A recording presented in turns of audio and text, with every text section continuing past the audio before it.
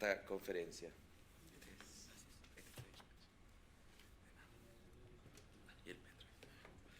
Bueno, y a continuación, para el caso de México, está a cargo de la magistrada del Tribunal Electoral del Poder Judicial de la Federación de México y miembro suplente de la Comisión de Venecia en representación de dicho país, de la doctora Carmen Alanís Figueroa. Ella es doctora en Derecho por la UNAM y magistrada del Tribunal Electoral del Poder Judicial de la Federación desde 2006, desempeñándose como presidenta del mismo entre agosto de 2007 y agosto del 2011, siendo la primera mujer en dirigir al máximo órgano jurisdiccional en materia electoral de su país.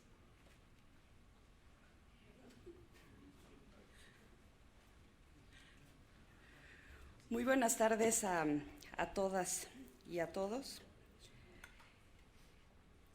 Creo que participar como la última conferenciante o expositora en este importante evento es un reto enorme. Uno, porque ya han dicho todo. Dos, porque todos nos queremos ir. Tres, porque estamos muy cansados. Entonces prometo ser un poco divertida. Voy a meter algunos temas para que, no divertida, interesante en cuanto a algunos datos que nos pongan a reflexionar sobre el papel y la responsabilidad que tenemos enfrente.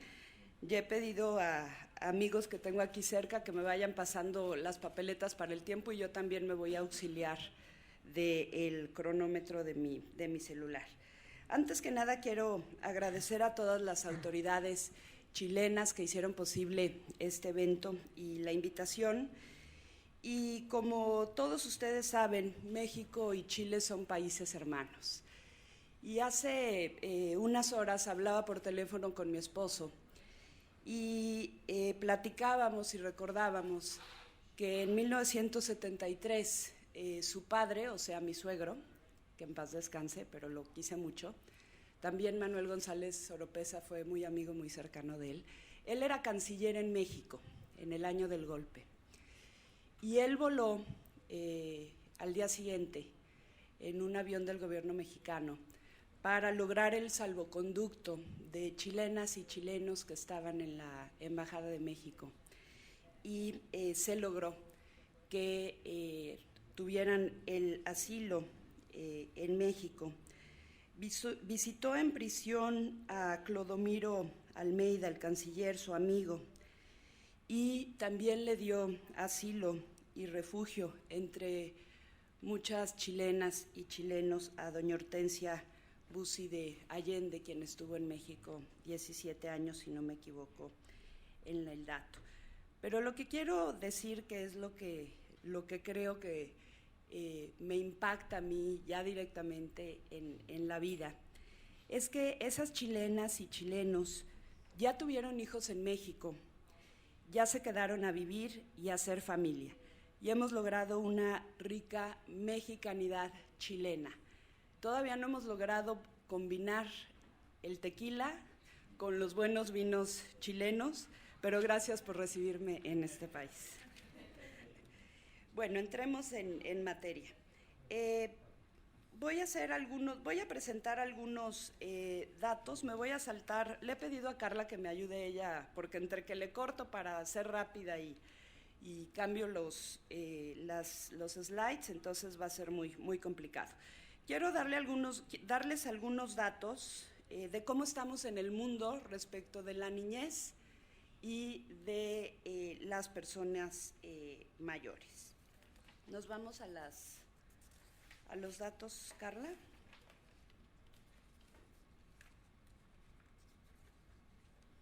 De acuerdo con el Fondo de Población de las Naciones Unidas, el mundo está envejeciendo a gran velocidad. Las personas de 60 años o más hoy representan el 11% de la población mundial. Y se espera que en el año 2050 esta cifra aumente al 22%. Para 2050 habrá por primera vez más personas de edad que niños menores de 15 años. Subrayo, más personas mayores que niños menores de 15 años. En el año 2000 ya había más personas de 60 años o mayores que niños menores de 5 años. Y otra tendencia interesante es la de feminización del envejecimiento. A escala mundial, por cada 100 mujeres de 60 años o más, hay 84 hombres, o sea, hay un mayor porcentaje de mujeres mayores que hombres. Hay 84 hombres, perdón, por cada 100 mujeres de 80 años o más, hay 61 hombres. Entonces también es una tendencia en que las mujeres, los hombres, perdón, pues vivan menos que las mujeres. Me da un poco de pena, pero las mujeres aguantamos más, hasta en la vida. La recomendación 27 del Comité para la Eliminación de la Discriminación contra la Mujer, la CEDAW, por todos ustedes, todos y todas conocidas, señala que el envejecimiento afecta por igual tanto a países desarrollados como a países en desarrollo. Hoy en día el 65% de personas mayores de 60 años viven en países menos desarrollados y para el 2050 el 80% lo hará. Entonces, aquí me parece que es un dato muy interesante en donde hay menor desarrollo, hay mayor expectativa de vida. Este es un dato que a mí me llamó mucha la atención y habría que revisarlo. Estas cifras las traigo porque después de todas las reflexiones, los casos que hemos visto, la jurisprudencia europea, interamericana, los tratados, las leyes, me parece que tenemos también que hacer conciencia del mundo en el que vivimos y la responsabilidad que tenemos en nuestros hombros. Pasamos a México, rapidísimo. La Constitución mexicana, como ustedes saben, igual que todas las constituciones, o casi todas, prohíbe explícitamente la discriminación o todas formas de discriminación que atenten contra la dignidad humana y que, entre otros motivos, se encuentren motivados por la edad. Incluye, evidentemente, las disposiciones que obligan al Estado para hacer efectivo el interés superior de la niñez, que don Alberto ya habló sobre este principio, y obliga al diseño, seguimiento y evaluación también de políticas públicas, esto a nivel de Constitución. Se han aprobado leyes específicas que protegen los derechos de los niños, niñas y personas mayores.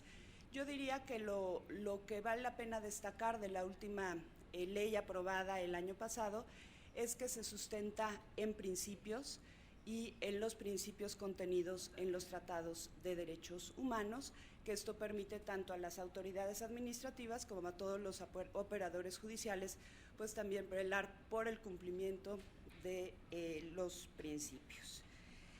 En la Ley General de los Derechos de Niñas y Niños y Adolescentes, como ya señalaba, aprobada en el año pasado, se guía transversalmente por el principio del interés superior de la infancia y se basa en los principios de la Convención sobre los Derechos del Niño.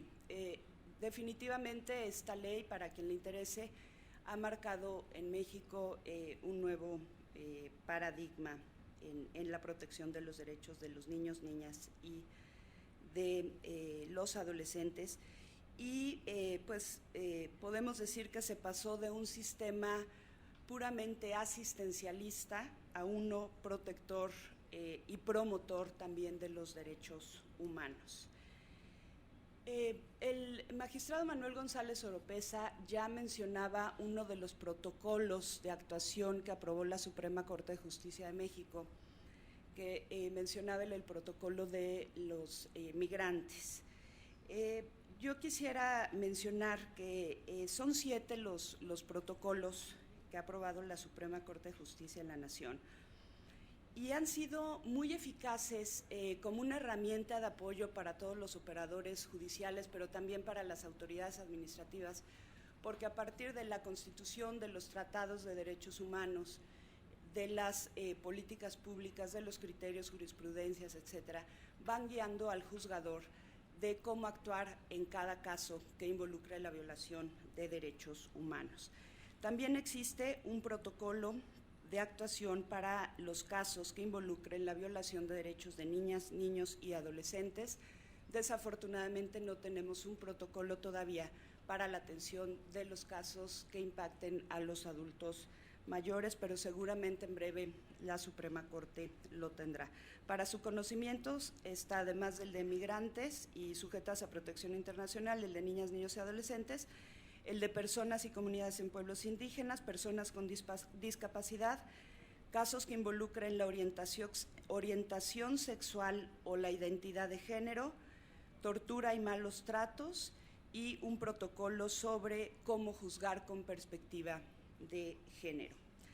El protocolo para niños, niñas y adolescentes parte de la premisa de que la infancia, como ya se ha dicho, tiene características específicas y estructurales que son muy distintas a los adultos y, por supuesto, repercuten en la forma en que un niño, una niña o adolescente participan, por ejemplo, en un proceso judicial. El protocolo es la herramienta que nos lleva de la mano para entender y aplicar la atención especializada para tutelar y lograr que se ejerzan los derechos en condiciones de igualdad. El principio de interés superior de la infancia me parece que todavía debemos de, permítanme utilizar el término aterrizar. Pudiéramos caer en un concepto jurídico indeterminado o hasta a veces en un lugar común. Y ahí está la responsabilidad que tenemos los juzgadores a través de la jurisprudencia. La Suprema Corte de Justicia de la Nación, precisamente materializando el concepto, el principio, del interés jurídico, interés superior de la infancia, ha señalado, nos ha dado algunos elementos que son fundamentales. Primero, precisar los hechos y las circunstancias del caso concreto. Obviamente identificar que el interés no es el mismo, ni siquiera de carácter general. Muchas veces tratamos de estandarizar los casos y cada caso es distinto. Y hemos encontrado casos inclusive en los que, por supuesto, el interés superior del niño o la niña de una misma familia puede variar. Entonces no podemos sistematizar, no podemos uniformar, aun y cuando se trate de los miembros de una misma familia. El derecho positivo no puede precisar los límites de este interés superior del menor, sino es con cada caso concreto. Y los criterios relevantes que concretamente ha establecido la Corte son los siguientes. Se deben satisfacer por el medio más idóneo las necesidades materiales básicas o vitales del menor, incluyendo las de tipo espiritual, afectivas y educacionales. Un segundo criterio es que se debe atender a los deseos, sentimientos y opiniones del menor, siempre que sean compatibles con lo anterior e interpretados de acuerdo con su personal madurez o discernimiento. Tercer elemento, se debe mantener, si es posible, el statu quo material y espiritual del menor y atender a la incidencia que toda alteración del mismo pueda tener en su personalidad y también para su futuro.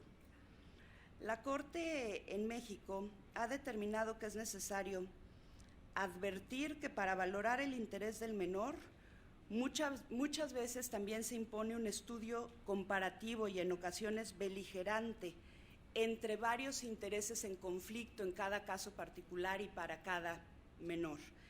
El juez tiene que examinar las circunstancias específicas para llegar a la solución más estable, más justa y equitativa, especialmente para el menor cuyos intereses deben primar frente a los demás que puedan estar en juego. La Suprema Corte de Justicia también ha establecido jurisprudencia en donde establece que los menores son los titulares del derecho de convivencia con ambos progenitores. Esto ya se ha comentado. Y también el derecho de participar en los procedimientos que los atañen. En las determinaciones de guardia y custodia, las niñas y los niños debe reconocerse el interés jurídico propio para impugnar en amparo de todas las determinaciones que les pueden afectar a los derechos de los niños que son titulares. Y también deberá suplir la deficiencia de la queja y, evidentemente, en su caso, nombrar un representante especial. Sin embargo, también señala que la participación de los niños en un juicio no necesariamente constituye una regla irrestricta, pues asumir esto con rigidez puede afectar los derechos de los propios niños.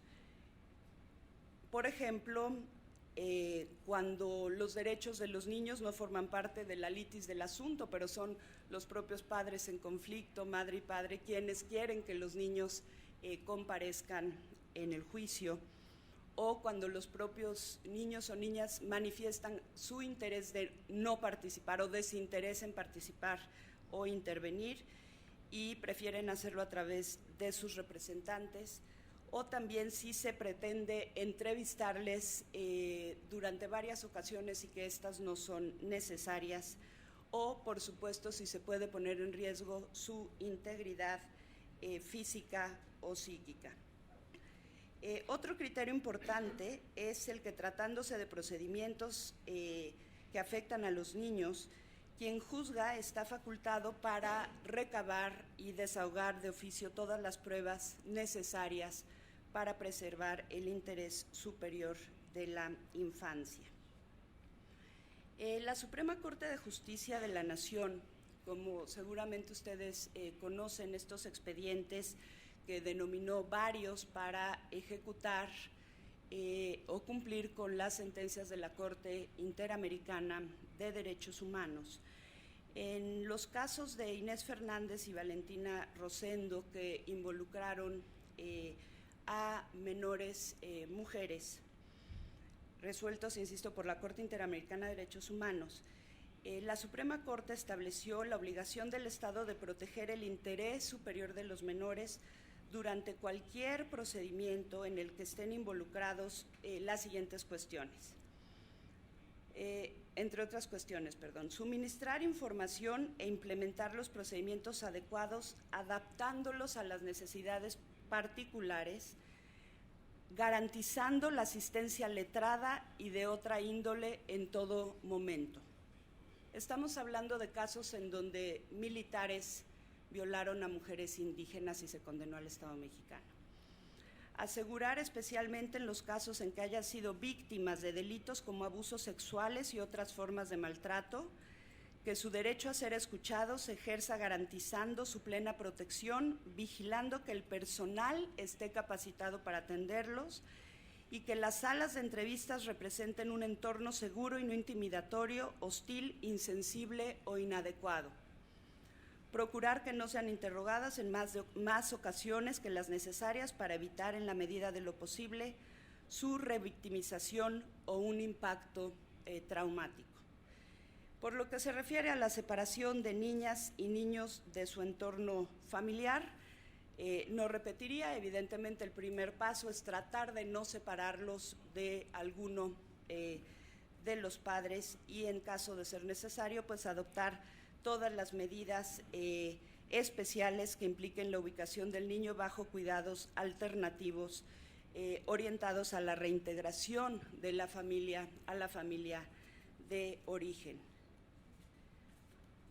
Me refiero a un caso que creo que no ha sido retomado en las intervenciones que precedieron, que es el caso del bullying en las escuelas.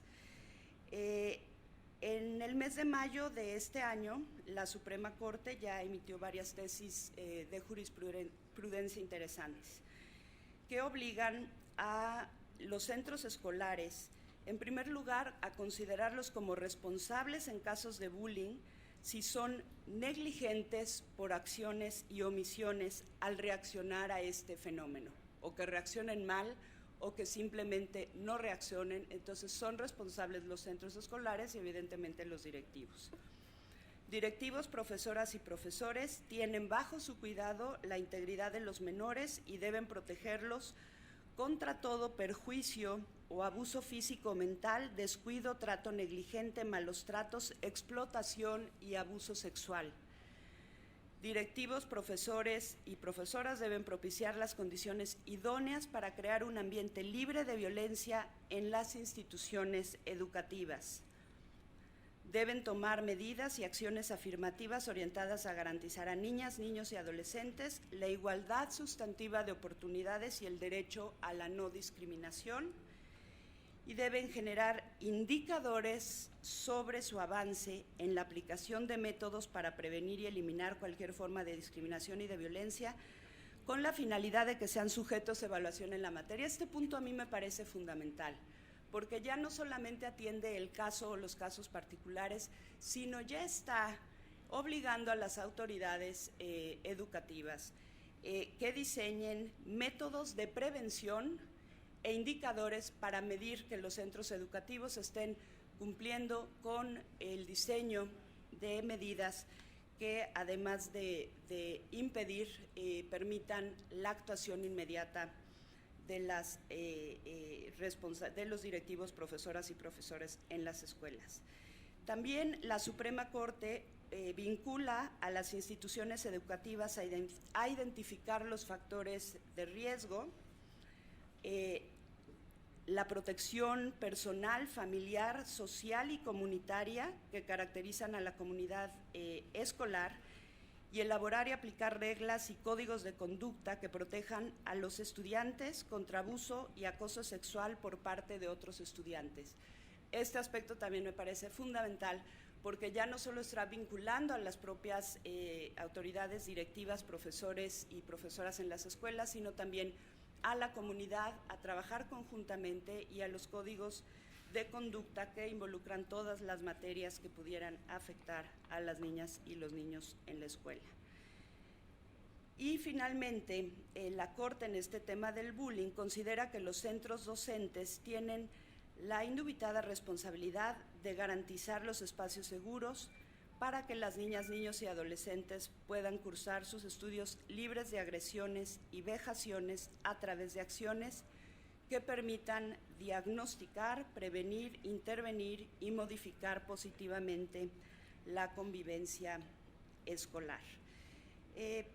La Suprema Corte de Justicia también ha determinado la amplitud del concepto de familia.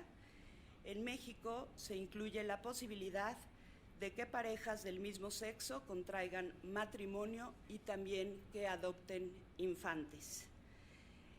Los tribunales en México, ya no solo la Suprema Corte, sino segundo y tercer dimensión, han retomado la opinión consultiva 17 de la Corte Interamericana para robustecer los criterios. Ya se ha hablado del diagnóstico técnico para la internación de adolescentes, es decir, asegurar que su detención no destruirá sus proyectos de vida.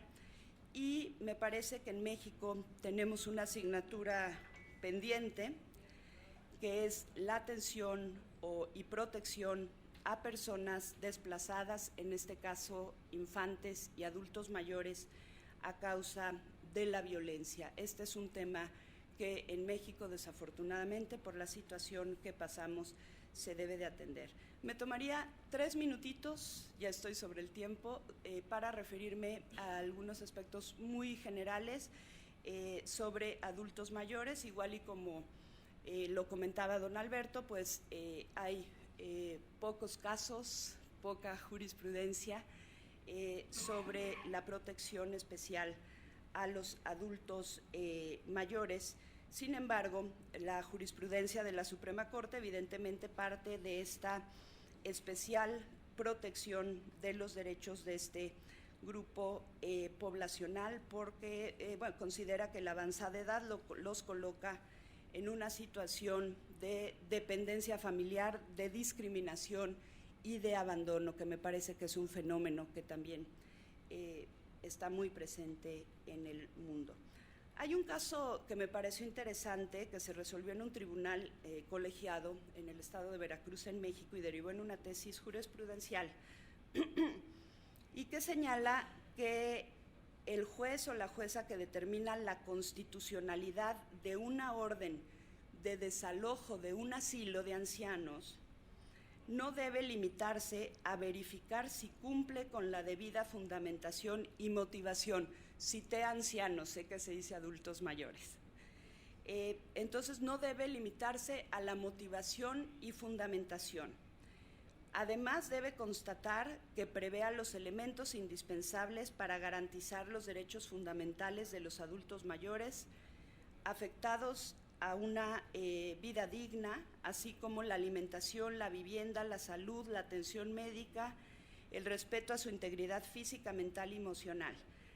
La jurisprudencia obliga a que dicha orden deberá especificar a la institución pública a la que serán trasladados los adultos mayores desalojados, incluso en diligencia posterior y con auxilio de las autoridades que se deberán determinar en la propia sentencia, deberá efectuarse y verificarse el traslado conducente.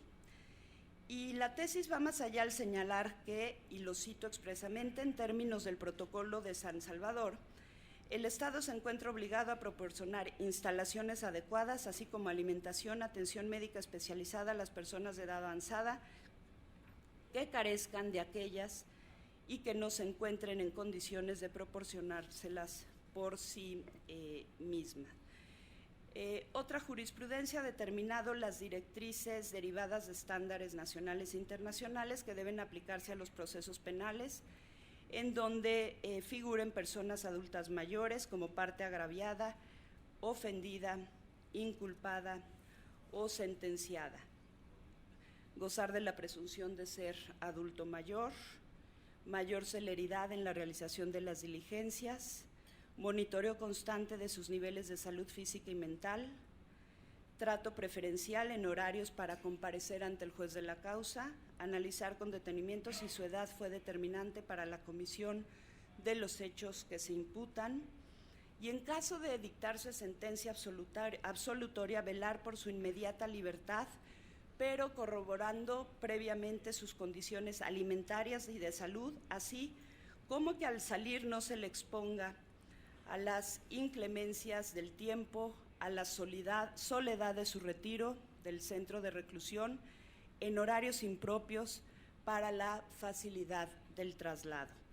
Modo y lugar del internamiento, tanto para la prisión preventiva como cuando cumple con pena privativa de la libertad impuesta tomando en consideración la edad de 60 años o más, y en determinados supuestos tener derecho a prisión preventiva o purgar condena de prisión en sus domicilios o en lugares previamente aceptados y, por supuesto, suplir la deficiencia de la queja. Concluyo mi participación agradeciéndole su atención y señalando o identificando como reto, así como en todas las presentaciones identificamos prácticas exitosas, creo que el gran reto es identificar las prácticas no exitosas, porque estoy segura que todos en nuestros estados tenemos prácticas que se apartan de estos principios y que debamos poner especial atención en que los estados tomen las medidas necesarias para la prevención y para la erradicación de todas aquellas leyes, sentencias, jurisprudencias y prácticas que se aparten de todo lo que hemos revisado en esta conferencia. Muchas gracias por toda su atención.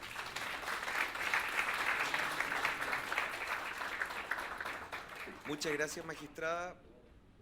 como ya ha sido costumbre, el presidente del tribunal le hará entrega de una medalla de reconocimiento por su participación como panelista en esta conferencia. Bueno, a continuación abrimos un espacio de debate para